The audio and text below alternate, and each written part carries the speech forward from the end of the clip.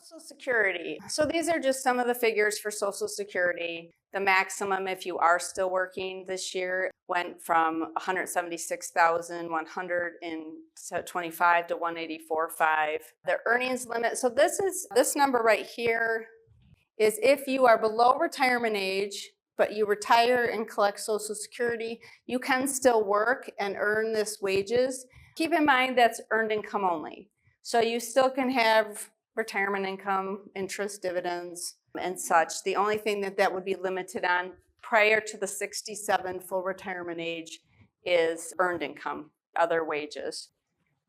Once, at age 62, you're eligible to collect on Social Security. And at age 67, you become your full retirement age. If you wait till 70, you get your maximum amount of Social Security that you could get.